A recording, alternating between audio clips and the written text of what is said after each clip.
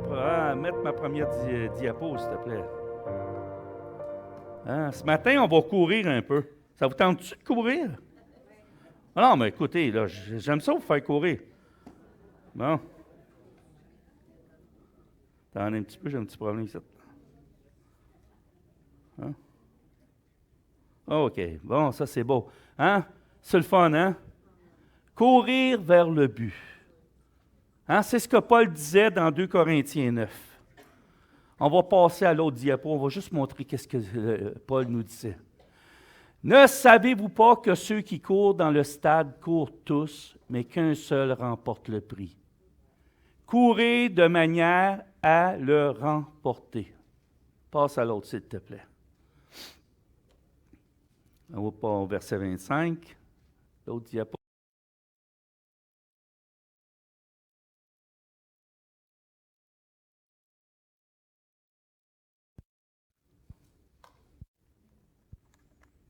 Un instant. Ah, OK, c'est bon. On va le mettre là. Alléluia.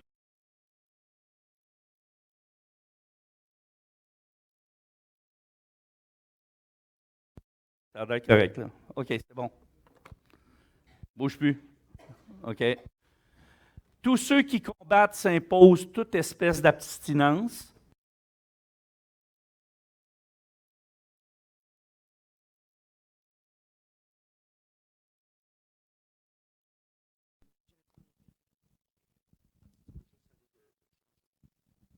Bon.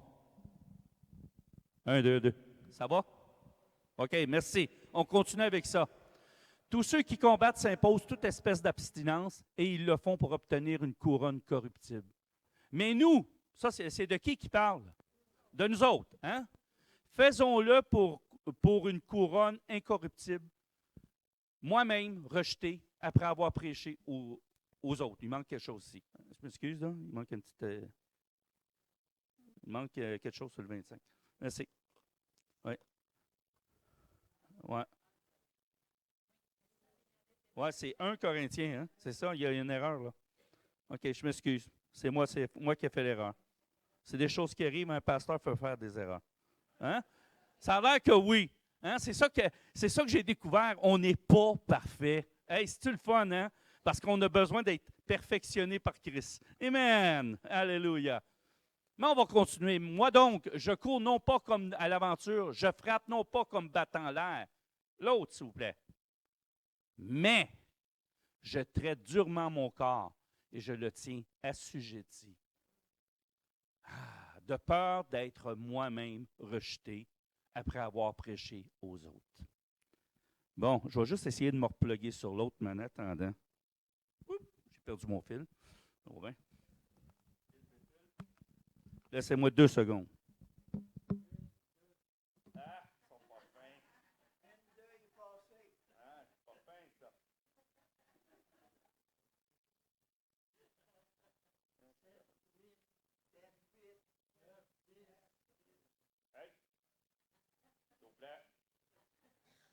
Les moqueurs n'hériteront point du royaume des cieux.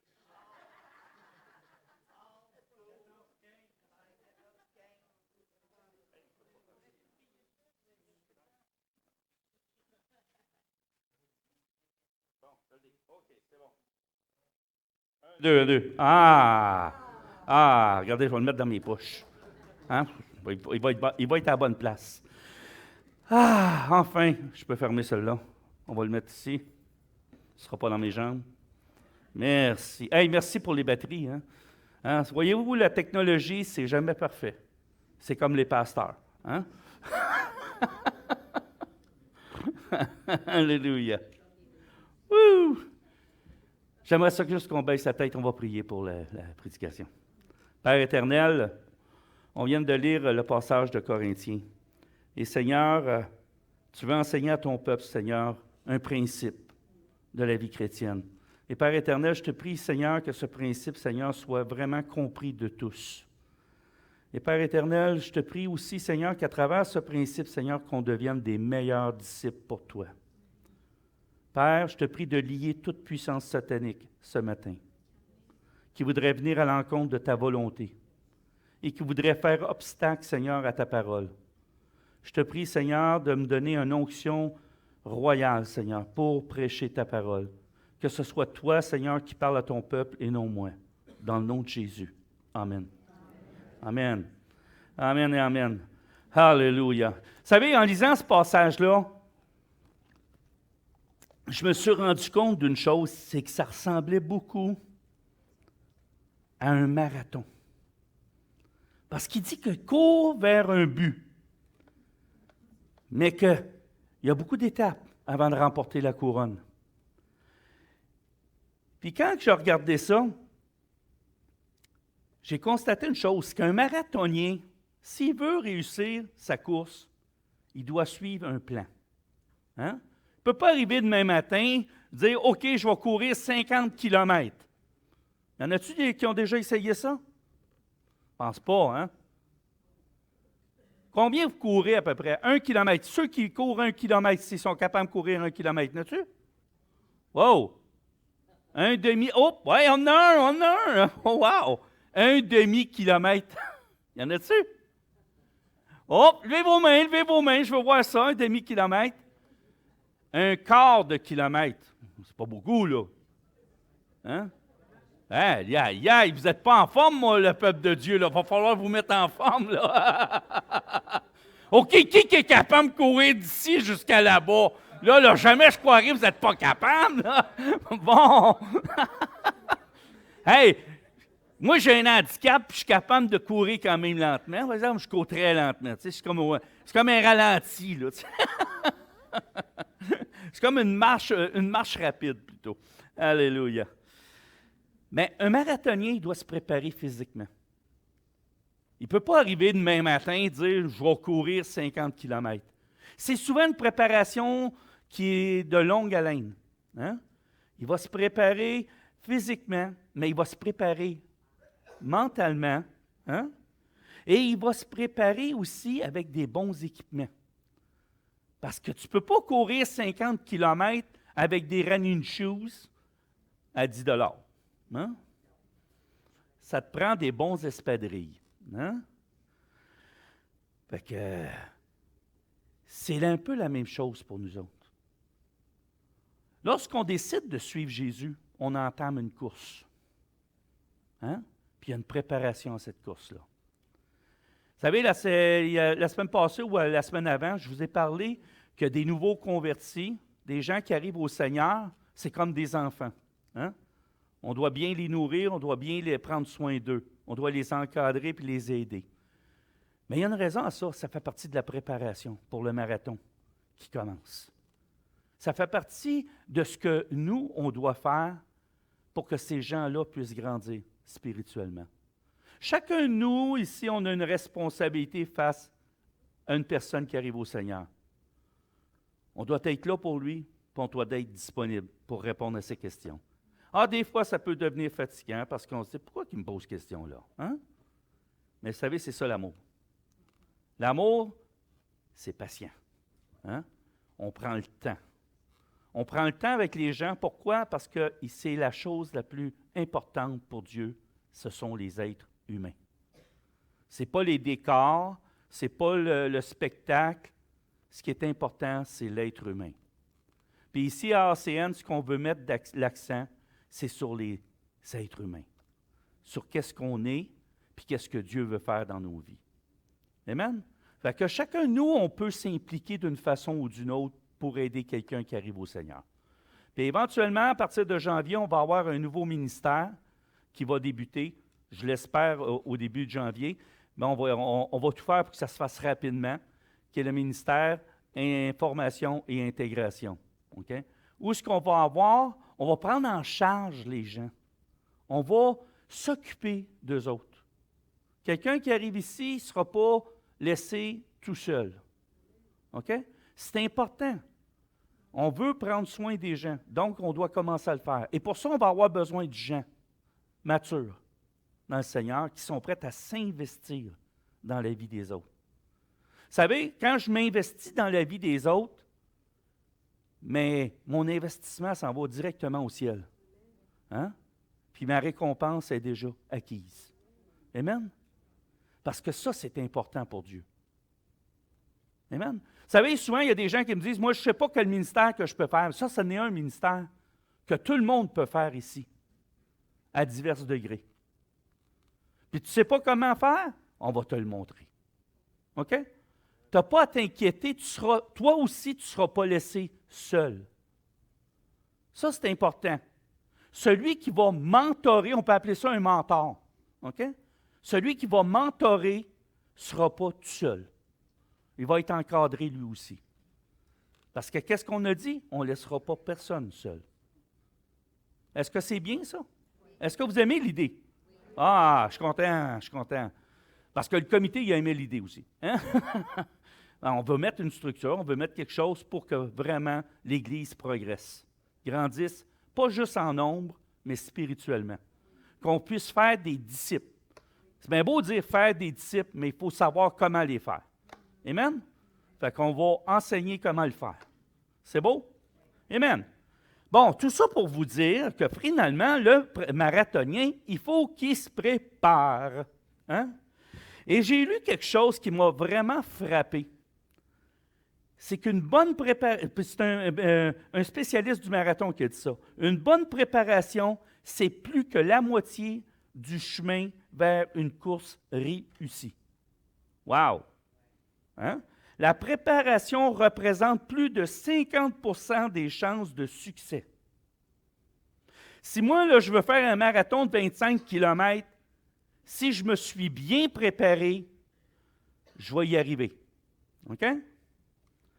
Puis là, il va dire ceci, plus que sur toute autre distance, l'importance de la préparation marathon dans le résultat est fondamentale.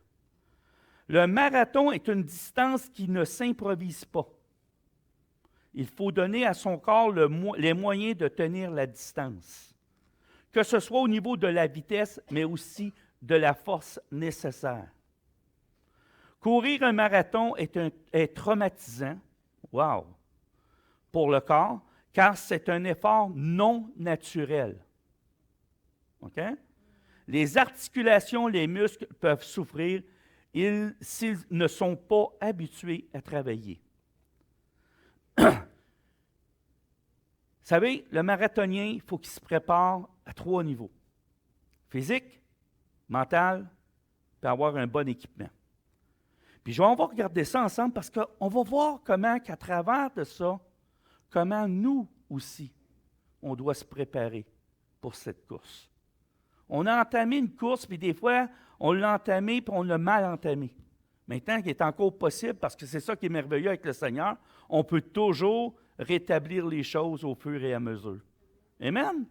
Parce que le Seigneur, lui, il ne nous laisse pas sa course en la langue à terre, puis OK, il n'est pas bon, on l'élimine celui-là. Non, ce n'est pas comme ça que ça fonctionne. Le Seigneur, lui, quand on échoue, il nous prend la main, il dit, garde, lève-toi, continue. Tu es capable. Vas-y. Tu vas y arriver. C'est comme ça qu'il fonctionne. Hop, les téléphones, s'il vous plaît. On ferme les téléphones. Merci. La première chose qui doit s'assurer, le marathonien, c'est d'être physiquement, s'assurer qu'il n'y a pas de blessure avant. Si moi, là, je veux faire quelque chose, peux-tu me mettre les autres diapos, s'il te plaît? On doit se préparer physiquement, comme j'ai dit. Hein? On doit s'assurer que nos blessures sont en voie de guérison. C'est la même chose pour nous. Si on arrive au Seigneur, on est dans la préparation, là. Si moi, je ne m'assure pas que mes blessures passées sont guéries, mais je risque d'avoir un problème dans ma course. Et souvent, on va voir des chrétiens dans le monde chrétien, on va voir des gens qui, ça fait 30 ans qu'ils sont dans le Seigneur, mais ils sont toujours au même endroit. Ils n'ont pas grandi, ils n'ont pas évolué, ils n'ont pas regardé une autre perspective dans leur vie. Ils sont toujours centrés sur la même perspective parce que ça les rassure. Hein? Parce qu'il y a des blessures en eux. Puis ces blessures-là n'ont jamais été traitées. C'est important de passer par la guérison, d'être traité intérieurement. Amen? Jacques 5,16, peux-tu me passer l'autre, s'il te plaît? va dire ceci. Confessez donc, peux-tu passer le vidéo? Hein? Ah, regardez, c'est beau ça. Bon. Confessez donc vos péchés les uns aux autres et priez les uns pour les autres afin que vous soyez, quoi? Guéris. Oh, la prière fervente du juste a une grande efficace. Tout le monde connaît ce passage-là. Mais avez-vous remarqué une chose? Souvent, on se souvient, la prière fervente du juste a une grande efficace. Mais on oublie juste avant. Hein? Confessez donc vos péchés les uns aux autres. Là, vous allez me dire, ouais, mais là, moi, je ne peux pas commencer à dire à l'autre que j'ai volé. Non, c'est pas ça que je te dis, là. Hein? Il y a des gens matures ici. Il y a des gens qui ont une expérience. Il y a des gens qui sont attitrés, à qui tu peux parler avec sincérité de cœur, que tu peux te confier, à qui tu peux aller voir et dire, regarde, j'ai un problème avec telle chose. Puis ces personnes-là vont t'aider. Hein? On peut parler du pasteur Richard, pasteur Fabrice, il y a Claude aussi, l'ancien Claude. Il y a Dominique aussi qui est là. Il y a Daniel qui est là. C'est des gens matures, c'est des colonnes dans l'Église. Vous comprenez? Il y a Ghislaine à qui vous pouvez vous confier, je pense, qui est très, très, très discrète. Il y a ma femme, une femme très discrète, OK? Que jamais vous allez toujours vous confier à elle, puis il n'y a personne qui va être au courant de ce que vous avez dit. Ça, c'est important. C'est important d'avoir cette écoute-là pour être capable de se confesser ce qu'on a à confesser. Hein? Puis confesser, c'est exprimer verbalement une chose. Et après, qu'est-ce que ça dit? Et prie, ramène-moi ça en arrière, en arrière encore. Merci. Et priez les uns pour les autres. Est-ce qu'on fait ça ici? Oui, j'ai vu ça ici. Bravo, je vous félicite. Alléluia. Maintenant, la deuxième étape, on doit s'assurer, ça c'est la préparation physique, on doit s'assurer de se nourrir avec les bons aliments. Pas des beignes, hein? Pas des beignes, là. C'est pas bon pour la santé, hein? C'est pas bon des beignes pour la santé. C'est pour ça que je les ai mis. J'ai dit, c'est donc cute, hein? Ils vont aimer ça, les petits beignes. Ils vont penser que c'est ça qu'ils peuvent manger, là. Mais non, c'est pas ça que vous pouvez manger. Les bons aliments. Un marathonien, là, il ne se bourrera pas de beignes. Je peux vous l'assurer, OK? Il va avoir une discipline au niveau de son alimentation pour s'assurer qu'il n'y ait pas une once de graisse quand il va courir, premièrement. Pas de surpoids lorsqu'il va commencer son marathon, s'il veut bien réussir. Il y en a qui vont le faire, puis ils ne font pas de régime. On va remarquer que souvent, ils ont la langue à terre, puis ils ne se rendent pas à la fin, ou ils se rendent 2 heures plus tard que le finissant. Ils ne remportent pas la course. Mais si on veut remporter la course, on doit se discipliner. Et la nourriture, ici, c'est important. Maintenant, passe-moi à l'autre, s'il te plaît. Qu'est-ce que Jésus nous dit? Il est écrit, l'homme ne vivra pas seulement de pain, mais de toute parole qui sort de la bouche de Dieu. Là, j'ai mis de l'eau ici, signifiant les eaux vives. Hein? Le Seigneur, il veut nous nourrir. Et cette nourriture-là, c'est sa parole. Si vous avez de la difficulté à la lire, cette parole-là, pour X raison que ce soit, allez voir quelqu'un qui peut vous expliquer des versets. Ayez pas honte. Prenez le temps de partager la parole les uns avec les autres. C'est quelque chose qui va vous aider à grandir. Hein? D'exprimer ce que vous avez lu, dire, ben moi, là, j'ai lu telle chose, puis j'ai compris telle chose. Est-ce que je suis correct? D'en parler avec quelqu'un d'autre qui est plus mature que toi, mais ça peut t'aider à grandir. Mais si tu t'arrêtes de la lire parce que tu ne comprends pas, tu ne peux pas être nourri. Tu as besoin d'être nourri de la même façon que tu manges du pain, que tu manges des beignes. Là, tu as besoin de te nourrir de quelque chose qui va te faire grandir spirituellement, qui va te faire devenir un disciple. Tu comprends? Amen.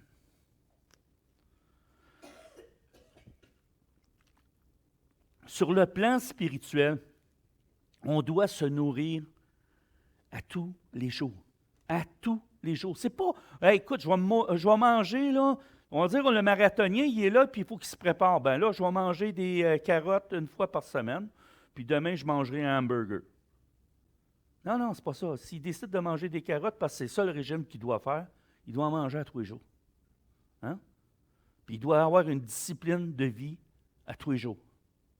Et c'est la même chose pour nous. On doit développer une discipline au niveau de la lecture de la parole, au niveau du temps de prière qu'on a avec le Seigneur, parce que si on ne développe pas cette discipline-là, on ne pourra pas remporter la course. À un moment donné, quelque part, on va échouer. Vous comprenez ce que j'essaye de dire, là? Amen. Troisièmement, on doit se préparer physiquement. Pourquoi? Pour entraîner notre corps de façon progressive et de façon rigoureuse pour le marathon. Le marathon. Les exercices requis pour un marathonien là, doivent être répétés à tous les jours. Tous les jours. À tous les jours, il se lève à 4 heures du matin, puis il s'en va courir. Aujourd'hui, c'est 1 kilomètre. La semaine prochaine, ça va être 2 kilomètres. Puis il augmente, puis il augmente, puis il augmente. Mais entre ça, il va faire des squats. Il va faire un paquet d'exercices pour renforcer ses quadriceps, ses ischio-jambiers. Il va renforcer ses mollets. Il va renforcer chaque muscle qui a besoin d'être affermi pour la course. Hein? Pour ce qui est des chrétiens, notre entraînement, elle est spirituel. C'est un entraînement spirituel, émotionnel. On doit apprendre à discerner ce que Dieu veut pour nous. Chacun de nous. Hein? On a chacun de nous une destinée, une identité particulière. On a notre identité en Christ, mais on a notre personnalité que Dieu a mis en nous. Et cette personnalité-là a été mise en nous afin qu'on fasse une œuvre pour lui. Maintenant, moi, je ne sais pas c'est quoi l'œuvre que Dieu veut faire pour toi. Parce que Dieu ne me dit pas, moi, passe chaque rangée puis dis-leur qu'est-ce qu'ils vont faire. C'est pas ça qu'il me dit. Il me dit, chacun d'eux sont appelés. Maintenant, dis-leur qu'ils s'agenouillent, qu'ils prient, puis je vais leur révéler par mon Saint-Esprit. Hein? Parce qu'à quelque part, ça serait bien trop facile. Si tu veux remporter la course, il faut que tu cherches. Cherchez et vous trouverez. Hein? Si vous ne cherchez pas, vous allez trouver quoi? Rien. Puis là, 20 ans plus tard, j'ai un appel, mais je cherche encore. Là. Je suis en train de me demander ce que je vais faire. Puis ça fait 20 ans que tu es sans chaise, puis je m'excuse, mais la chaise est formée à ton derrière. Hein? Ça veut dire que tu n'as pas bien bougé, ça, là. Hein? Je ne pense pas que le Seigneur t'a appelé à rester sans chaise. Hein? Il t'a appelé à te lever et de faire quelque chose. Hein? Maintenant, il faut que tu cherches. Pose des questions. Des fois, il y a des leaders qui vont venir te voir. Ils vont dire, il me semble que je te verrais dans tel ministère, toi. Je te verrais faire telle chose. Plutôt dire, non, non, non, non, non, non, non, non, non, non, non. Faites pas comme moi, je vous le dis tout de suite, ça ne marche pas ça. Hein? Quand le Saint-Esprit décide quelque chose, il le fait. Amen? Mais plutôt, ouvrez votre esprit. Soyez disponible. Amen? Et pour justement avoir ce discernement-là, il faut avoir une discipline de prière. Oh, ça c'est fatigant. Fatigant. Là, il y en a qui vont me dire, ouais, mais moi, on prie sans cesse, oui, je suis toujours en méditation, mais ça prend aussi des temps où ce que tu verbalises devant Dieu et que tu dis, Seigneur, je viens devant toi. J'ai besoin de toi. Je me sens tout croche aujourd'hui. Je me sens mal, Seigneur. Je ne suis pas bien dans ma peau. Montre-moi ce qui ne va pas en moi. Sonde mon cœur, Seigneur. Montre-moi si je ne suis pas sur une mauvaise voie. Mais si je ne le fais pas, je ne peux pas discerner ce que Dieu veut. Ce n'est pas seulement de la méditation. Prier sans cesse, c'est qu'on médite, on est toujours en relation avec lui. Mais on a besoin des temps où on va s'agenouiller devant lui. Puis Seigneur, viens toucher mon cœur. Puis qu'on parle avec notre bouche. Pas juste dans notre cœur, ça. Il faut qu'on exprime. On exprime verbalement. On a 2 lèvres, on a une gorge, on a des cordes vocales. Et le Seigneur nous a créés pour qu'on exprime les choses. Amen? Alléluia. Maintenant, dans la préparation, il y a aussi la préparation mentale. La première chose qu'on doit faire, c'est comprendre dans quoi on s'embarque. Hey! Moi, si j'embarque dans un bateau, je veux savoir si le bateau il est solide. Hein? Ça se peut-tu? J'ai-tu le droit de penser que le bateau n'est pas solide? Quand on accepte Jésus, c'est un processus. Il y en a qui le vivent présentement, ce processus-là, ils peuvent le savoir. À chaque jour, Dieu nous demande un petit peu plus. C'est vrai, Niki? Hein? Hein? Ouais. Niki, elle l'expérimente présentement, ces choses-là. Hein? Puis gloire à Dieu que Niki en a un cœur ouvert et en accepte d'avancer. Amen. Alléluia. Oui.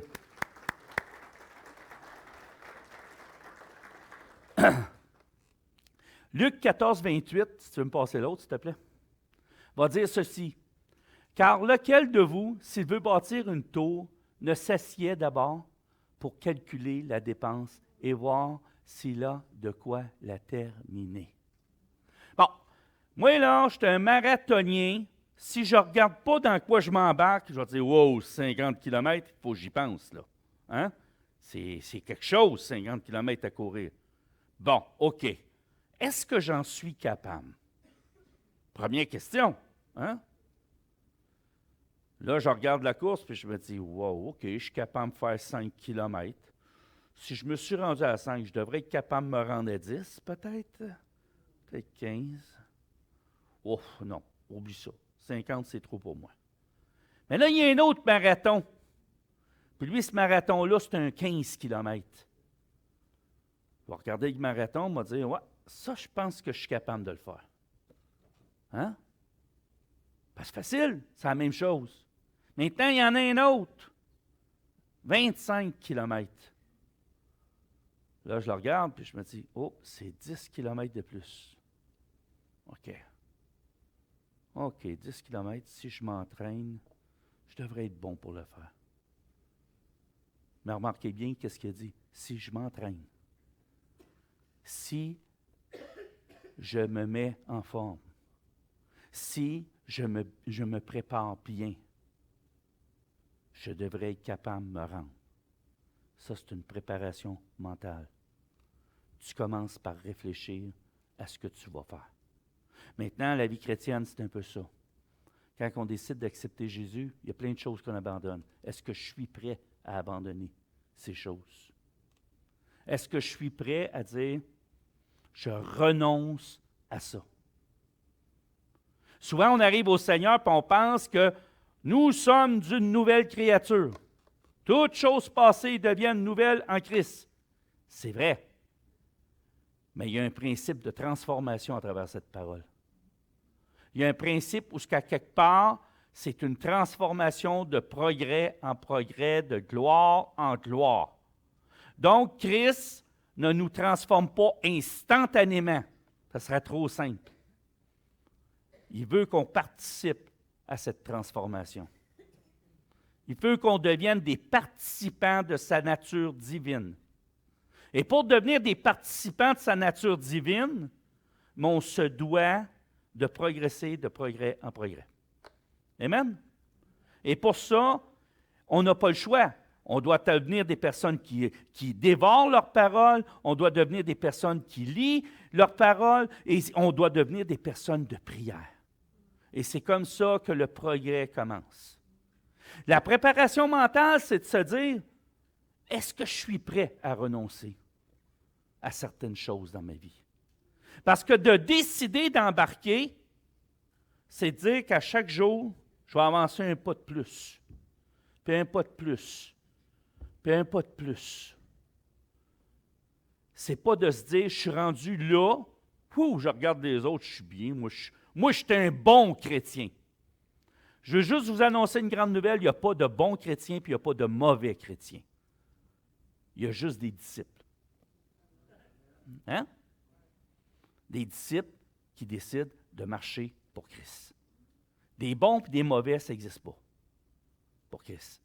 Il y a juste ces enfants qui sont juste en train de progresser. Maintenant, il y en a qui décident, c'est leur choix, qui se trouvent bien comme ça. Mais là, il y a un danger. Parce que la vie chrétienne, c'est un marathon. Puis si tu arrêtes en plein milieu du marathon, tu ne finiras pas la course. Il faut que cette course-là soit continuelle, progressive. Amen? Et c'est pour ça que, deuxième point, s'il vous plaît, il est parti. Oui, on doit changer notre façon de penser pour pouvoir atteindre notre but. Si moi, là, j'ai la pensée du monde, je ne peux pas m'en aider dans cette direction-là, qui est la pensée de Christ. Hein? Il faut que ma pensée change, là. Si moi, un exemple, je blasphémais, mais il faut que j'arrête. Hein? Premièrement, il faut que j'arrête. Si j'étais menteur, il faut que j'arrête. Hein? Là, tu vas me dire, ouais, mais Dieu va me délivrer du mensonge. Non, regarde. Dieu, les démons qui t'animent, on va prier pour ça, on va les chasser. Mais le reste, ça t'appartient. Hein? C'est ta responsabilité devant Dieu. Il faut arrêter de prendre notre responsabilité et de la mettre sur le dos d'un autre. Dieu n'est pas responsable de ta condition. OK? C'est chacun de nous, on est responsable de nos choix. Et on doit les assumer.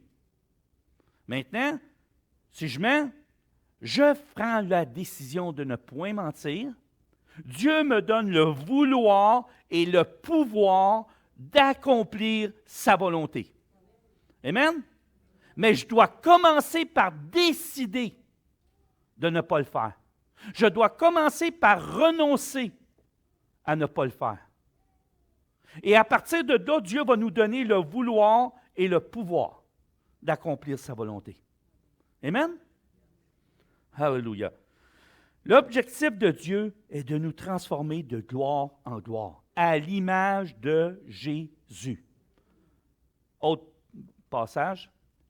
Ça nous dit dans Romains 12:2, « Ne vous conformez pas au siècle présent, mais soyez transformés par le renouvellement de l'intelligence, afin que vous discerniez quelle est la volonté de Dieu, ce qui est bon, agréable et parfait. » Si je ne suis pas renouvelé dans mes pensées,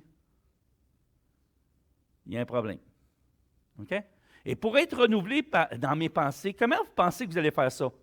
Y en a-tu qui savent? C'est simple. Lisez votre parole. La parole de Dieu va rentrer en vous et les paroles du monde vont sortir par l'autre bord. Hein? C'est correct, ça? Commencez par lire la parole et là, la poubelle va être ici. Tout ce qui n'est pas bon va sortir. Hein? Parce qu'à un moment donné, vous allez vous rendre compte, 2-3 mois plus tard, « Hey, coudonc, je ne pense plus pareil. » C'est ça le renouvellement. Hein? Plus que vous allez dévorer votre parole, et plus que cette parole-là va rentrer en vous, et plus que les choses du monde vont sortir de l'autre bord. OK? Ce n'est pas parce que moi, je vais vous avoir imposé de ne pas faire une chose. Ça, c'est une loi. Mais le Seigneur, il a dit, la loi va être écrite dans ton cœur. Mais pour qu'elle soit écrite dans ton cœur, tu lis la parole transforme ton cœur, et là, toutes les cochonneries sortent. Hein? C'est un peu le principe de la sanctification. C'est-tu le fun, hein? C'est un peu le nettoyage. Tu es comme dans une grosse affaire, là, tu te fais nettoyer, tu te fais brosser un peu des fois là-dedans. Là. Tu as déjà vu ça, une laveuse? Là? Ça brasse, hein? Ouais, tu es un peu comme ça, là. Il y a un peu de bourreau qui sort des fois, là. Mais inquiète-toi pas, tu vas t'en sortir. Si tu fais ce processus-là, dans 2 ans d'ici, tu ne te reconnaîtras même plus. Amen? Alléluia. Moi, je suis content de ça. Maintenant, ça prend quoi? La dernière chose que ça prend pour un marathonien, c'est un bon équipement. Next, s'il vous plaît. Ah, l'équipement. Ça lui prend une gourde dans laquelle on retrouvera une boisson énergisante. Des espadrilles spécialement conçues pour ce genre de course et surtout cassées. Vous savez, si tu prends des espadrilles flambant neuves et tu t'en vas courir un marathon, tu risques d'avoir pas mal d'ampoules. Okay? Même si c'est les meilleures espadrilles au monde, il faut que tu les casses avant. Ça y prend des vêtements en polyester pour évacuer la transpiration. Ça y prend des bas spéciaux pour éviter les ampoules. Une petite casquette pour ne pas avoir un coup de soleil sur la tête. C'est cute? Hein? Puis un petit linge pour s'essuyer un petit peu, tamponner un peu, pour être beau. Continuer la course, se regarde dans le miroir, puis il est beau. Hein? Non, je ne pense pas qu'il va se regarder dans le miroir. Hein? Bon, OK, on est d'accord là-dessus. Au moins, on est d'accord là-dessus. Hein? Pour nous, les chrétiens, c'est quoi? Hein? L'équipement représente les armes que Dieu nous a données. Les armes que Dieu nous a données dans Éphésiens 6. Il va nous parler de quoi? Il va parler, premièrement, il va nous donner différentes armes. Hein? Il va dire de tenir ferme. Il va nous parler du casque du salut. Il va nous parler du bouclier de la foi. Hein? La ceinture de justice. L'épée de l'esprit. Hein? Les souliers. Hein? Il nous dit quoi? Prenez toutes ces armes-là. Parce que là, vous êtes dans un marathon spirituel où il y a des ennemis spirituels. Il y a des démons qui veulent que tu tombes, qui vont mettre une roche devant toi pour que tu t'enfarges. Puis des fois, ça va être un petit caillou que tu ne verras pas. Puis il va être fatigant dans ta chaussure. OK? Wow! Êtes-vous content? Hein? Là, vous allez être équipé aujourd'hui. Là. J'aime ça de même. Mais comment s'assurer de terminer la course victorieux? Alors, je vais vous le dire en évitant certains pièges. Parce que tout au long d'une course, il y a des pièges. Wow. Pour le marathonien, il doit considérer la course non pas comme un sprint, mais comme un marathon. Et souvent, on a une tendance à vouloir courir rapidement au début. Mais si tu fais ça, tu ne te rendras pas au bout. Il ne doit pas se laisser distraire par des spectateurs. Parce que pendant que tu regardes là, tu risques de tomber. Amen? Sur les côtés. On continue? L'autre, s'il vous plaît. S'il est mal préparé à faire face aux souffrances, il doit être bien préparé. Ça, c'est un des pièges. Il doit s'arranger pour être bien préparé à endurer la souffrance. Ça fait mal. C'est dur courir. Puis ça, c'est un des pièges. Quand il commence à souffrir, il y en a qui lâchent. OK? Puis il doit aussi, s'il ne prend pas soin d'avoir une équipe qui va le soutenir pour ses blessures. Donc, il ne peut pas courir tout seul. Un bon marathonien qui fait une course pour remporter, il y a une équipe en entour qui va y amener une bouteille d'eau une fois de temps en temps, qui va voir à ce qu'il n'est pas en train de tomber. OK? Il va avoir une équipe qui va le soutenir moralement, qui va lui dire « Lâche pas, t'es capable, tu vas te rendre, t'en restes pas gros. Ralentis un petit peu, tu vas t'épuiser. » Une équipe qui va être là, qui va le soutenir. Mais chez les chrétiens, on constate 5 pièges. Il y en a 5 auxquels on doit s'assurer de vraiment les surveiller si on veut atteindre notre but. Il y en a un qui est écrit dans la parabole du sommeur, puis il en décrit 2. Il y en a une qui dit, passe. Ah, considérer la vie chrétienne comme un sprint. Exactement. Et souvent, c'est ce qui se produit. On va voir dans la parabole du sommeur qui va nous parler dans Matthieu 13, 20, 21. Celui qui a reçu la semence dans des endroits pierreux, c'est celui qui entend la parole et la reçoit aussitôt avec joie. Tu peux mettre le passage, il est après, je pense. Mais il n'a pas de racine en lui-même, il manque de persistance et dès que survient une tribulation ou une persécution à cause de la parole, il y trouve une occasion de chute. Ça, c'est le chrétien qui voit la vie comme un sprint. Il arrive au Seigneur, puis let's go, on court. Mais il y a un problème. Aussitôt qu'il arrive quelque chose, on ne le voit plus. Il est disparu. Il est retourné dans le monde. C'était trop dur. Ça demandait trop d'efforts. Et c'est la même chose qu'un marathonien. Si le marathonien part en fou au début, il ne se rend pas jusqu'au bout. Hein? Il y a quelqu'un qui m'a déjà dit une chose, c'est pas la façon que tu commences la course qui est important, c'est la façon dont tu vas la finir. Hein? Ça se peut qu'en cours de route, tu aies des moments difficiles, mais ce n'est pas ça qui est important, c'est est-ce que tu vas la finir, la course. Puis c'est tous, on doit se poser cette question-là. Amen? Après ça, dans la même chose, il va nous parler, nous avons le chrétien qui se laisse distraire aussi, hein? Facilement. Dans Matthieu 13, 22, tu peux-tu me mettre ça, s'il vous plaît? Ah!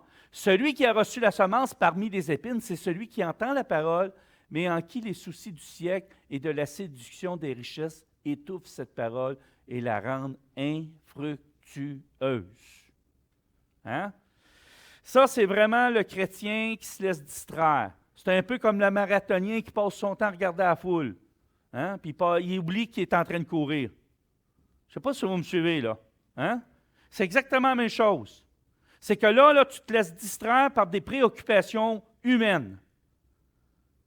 Tu as oublié que Dieu est Dieu et que Dieu peut tout. Il y a plein de choses qui peuvent arriver dans ta vie. Hein? Tu peux avoir des pertes financières. Tu peux avoir perdre un ami cher qui meurt. Mais est-ce que tu vas abandonner le Seigneur ou tu vas continuer ta course jusqu'au bout? Hein? Il peut arriver des choses qui vont être dramatiques, qui vont faire mal. Tu peux même être blessé par quelqu'un dans l'Église. Ça ne se peut pas, je le sais, là.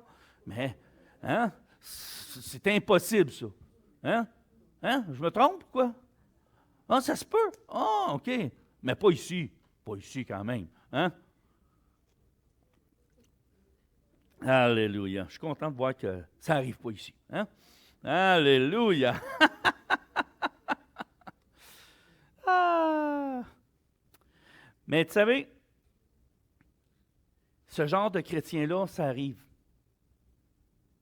Ça arrive. Puis on ne prend pas garde. Mais ça peut arriver à tout le monde. Fait que c'est pour ça qu'il faut être aux aguets. C'est des pièges. Des pièges pour tout le monde. L'ennemi aime ça d'en mettre des pièges. Parce que son seul et unique désir, c'est que tous ici, on se retrouve avec lui en enfer. Puis encore plus les chrétiens, ils les aiment pas. OK? On est un obstacle à son but ultime. OK? N'oubliez jamais ça. Deuxièmement, troisièmement, je veux dire, le troisième piège, le chrétien qui n'est pas prêt à souffrir. Oh, celui-là, on n'aime pas. Alors, moi là, wow. Moi, là, quand j'ai accepté le Seigneur, je me suis dit, ma vie va être belle, il n'y aura pas de problème. Mais je t'annonce une grande nouvelle, c'est faux. Non, mais il faut le dire. Hein? Il faut dire les vraies choses.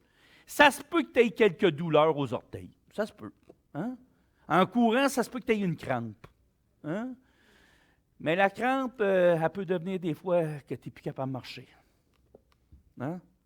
Puis ça se peut que des fois, tu sois en chaise roulante, puis que l'ennemi te dise, regarde, tu n'avanceras plus, tu me dérangeras plus. Là, tu as le choix de rester assis et de dire, t'as raison, je serai plus capable de rien faire. Ou dire, non, non, mon Dieu est puissant. Mon Dieu est puissant. C'est pas toi qui vas décider quand je vais m'arrêter. C'est Dieu. Amen? Et c'est ça qui est important. Philippiens 1, 29 nous dit ceci.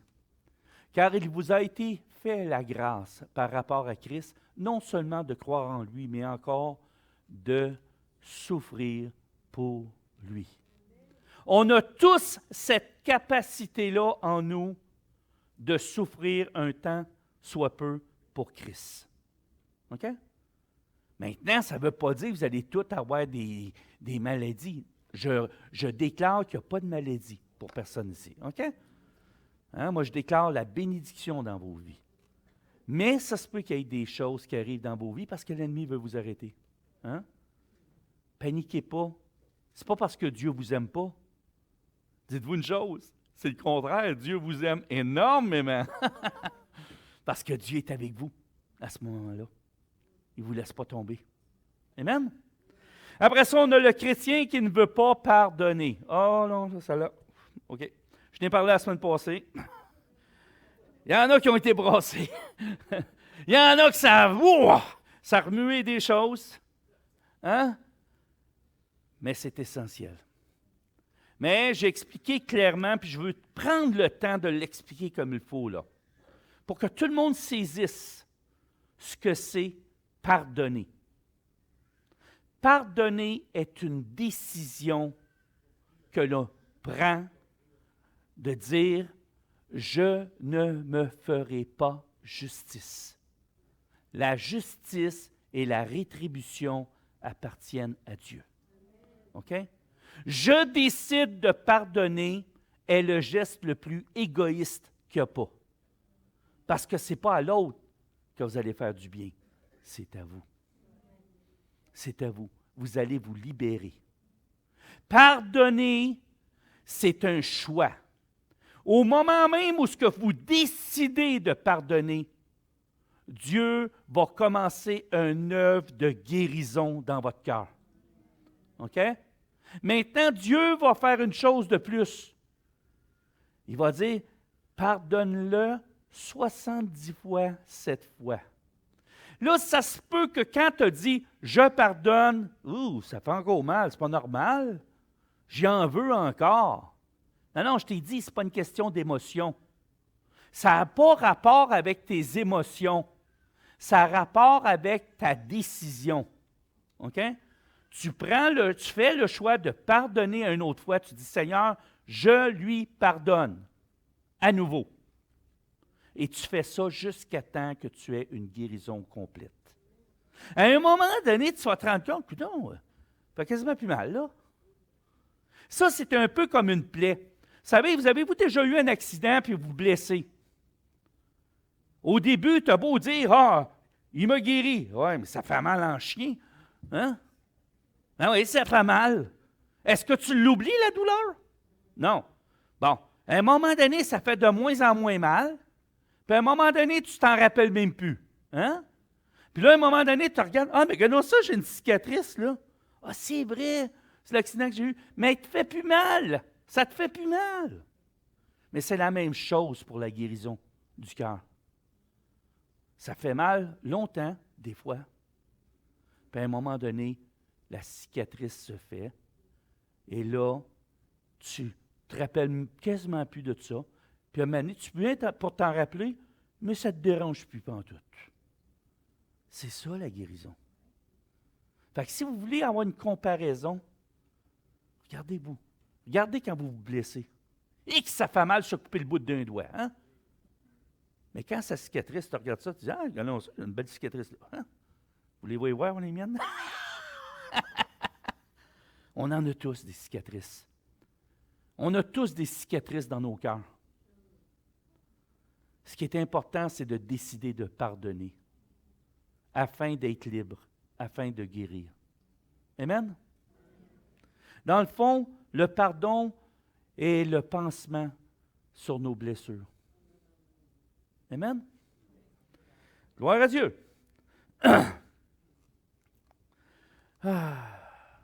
Mais le problème, c'est que si on décide de ne pas pardonner, c'est comme une gangrène. Hein? Là, ce qui arrive, c'est que c'est un peu comme une blessure que tu ne veux pas guérir.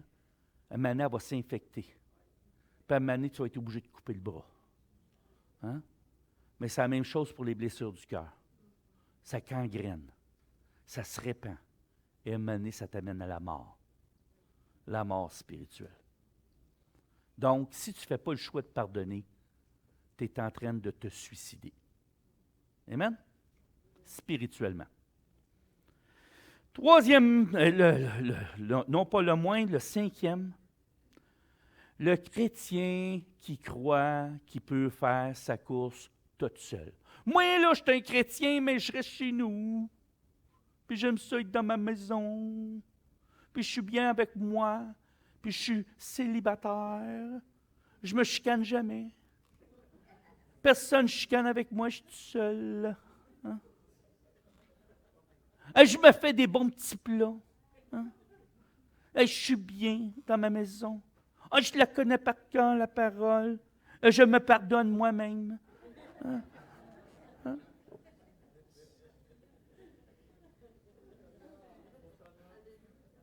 Alléluia. Je fais des belles louanges dans mon salon. Puis j'aime m'entendre chanter. Hein?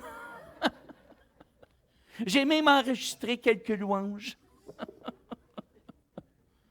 Écoute, là, tu ne peux pas faire la course jusqu'au bout tout seul. Impossible. Tu ne finiras pas la course. À un moment donné, tu vas être tanné de t'entendre chanter. Non, mais écoute, là. Il faut dire les choses telles qu'elles sont. Hein? Tu vas être tanné de tes petits plats. Hein? Puis tu vas être tanné d'être toute seule. Hein? Puis là, tu vas vouloir aller voir du monde. Mais là, tu ne connais pas de frères. Fait que tu vas aller voir des gens dans le monde. Puis là, on va dire, ben, qu'est-ce que tu fais là? Pourquoi tu loues?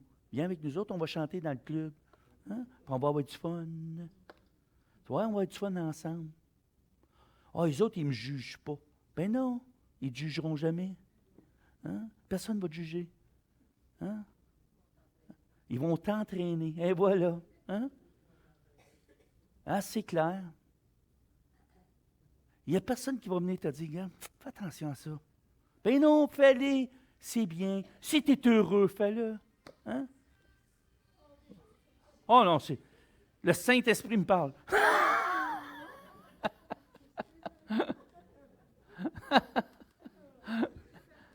Non, c'est correct. Vous êtes toutes pardonnées. Hein? Ça m'a fait tellement du bien à moi.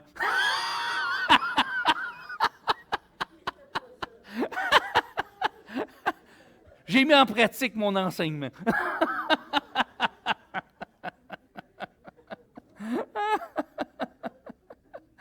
Alléluia. J'aimerais qu'on mette le verset pour ça. Alléluia. S'il te plaît, l'autre. Romains 15, 1 nous dit ceci.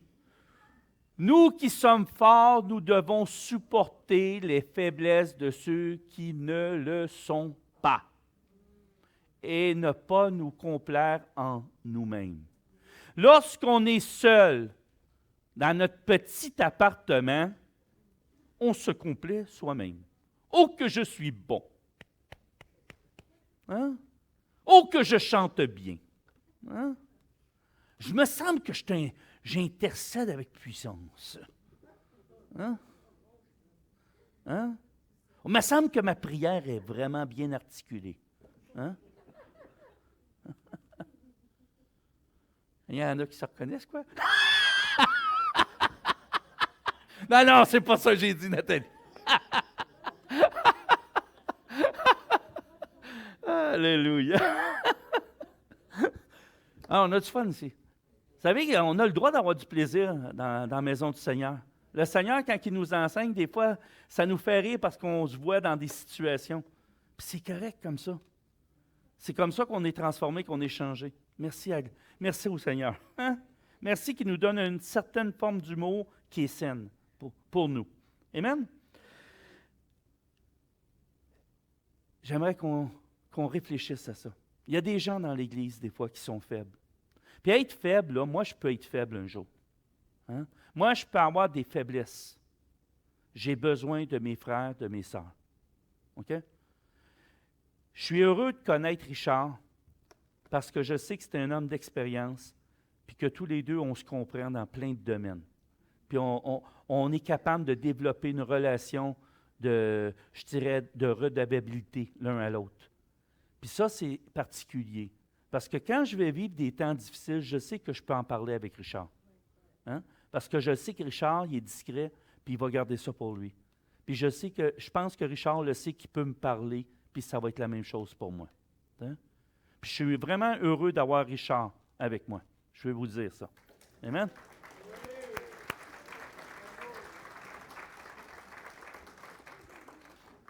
Je tiens à le dire parce que Richard, c'est un homme qui a été persévérant, puis s'il n'aurait pas été ici, je ne crois pas que l'Église serait aussi unie qu'elle l'est présentement.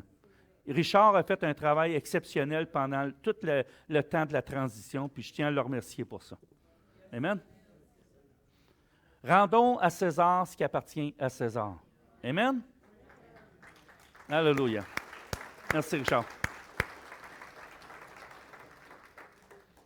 Puis toute l'équipe ici a fait un travail exceptionnel en passant.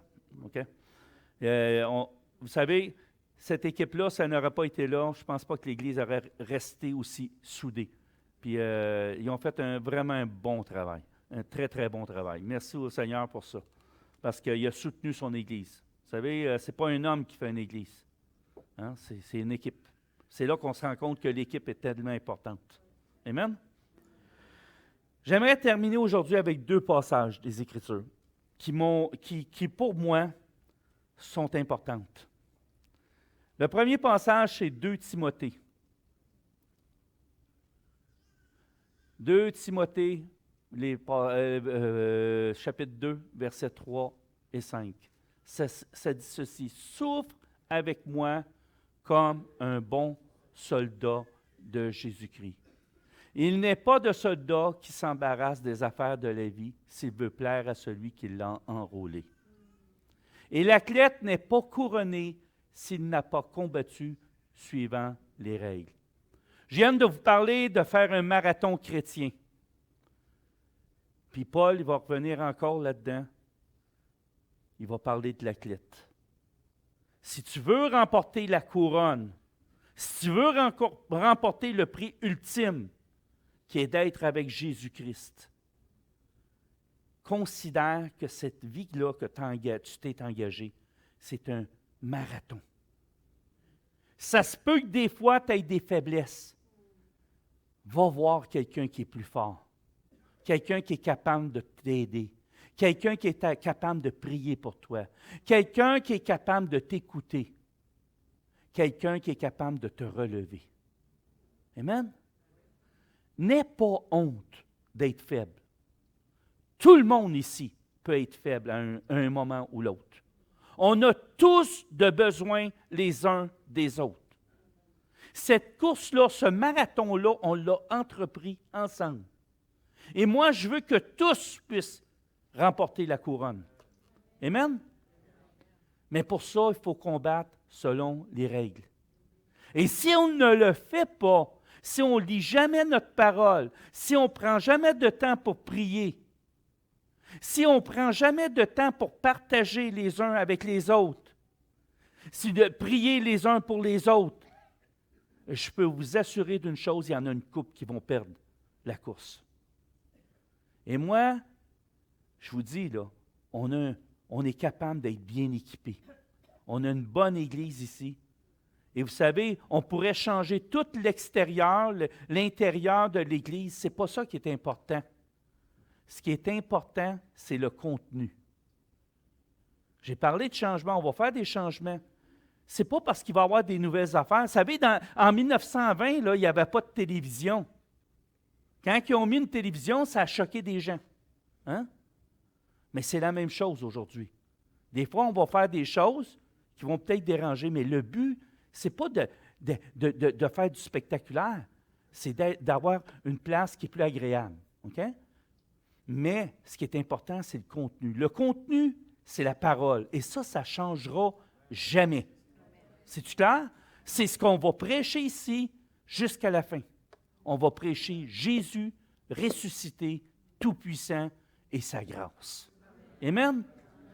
Et j'aimerais terminer avec le dernier passage, s'il te plaît, Philippiens 3, qui dit ceci. Il faut... Oh, frère, c'est ça. Frère, je ne pense pas l'avoir saisi, mais je fais une chose, oubliant ce qui est en arrière et me portant vers ce qui est en avant. Qu'est-ce qu'il va dire? Je cours vers le but pour remporter le prix de la vocation céleste de Dieu en Jésus-Christ. Mes frères, mes sœurs, courons ensemble vers le but. Que Dieu vous bénisse. Alléluia. Alléluia. J'aimerais inviter l'équipe. On va faire un dernier chant, si vous voulez. Je ne ferai pas d'appel aujourd'hui, mais ceux qui ont besoin de prière, qui ont besoin qu'on prie pour eux, gênez-vous pas pour approcher pareil. Puis on va prier pour vous. On va prendre le temps de prier. Amen? Alléluia. Hein? Le dernier que tu as fait, là? Oui, ça va être bon. Alléluia. Merci. Ah, j'ai oublié un petit quelque chose, les dîmes, les offrandes. Hein? Ah, un instant, on va prier pour les offrandes. Hein? On en a parlé tantôt. S'il vous plaît, je le répète encore, c'est pas pour moi, c'est pour vous. Quand on donne pour l'Église, et l'Église, ça vous appartient.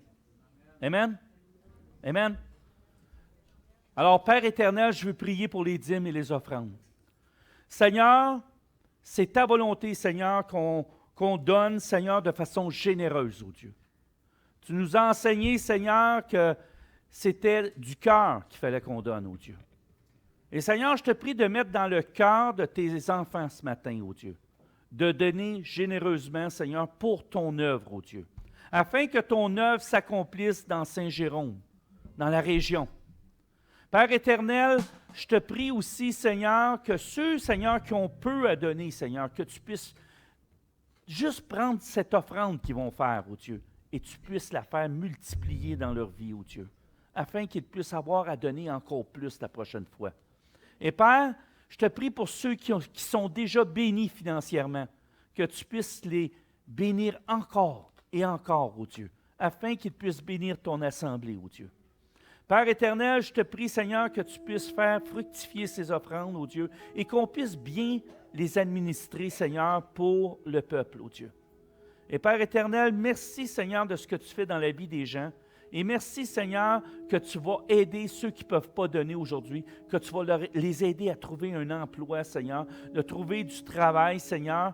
Et Seigneur, je te prie d'ouvrir les écluses des cieux maintenant, Seigneur, pour chaque personne. On sait que les temps sont difficiles, Seigneur, pour plusieurs. Je te demande, Seigneur, d'aider financièrement, Seigneur, tous ceux qui vont donner ce matin, et même ceux qui ne donnent pas, Seigneur, dans le nom de Jésus. Amen.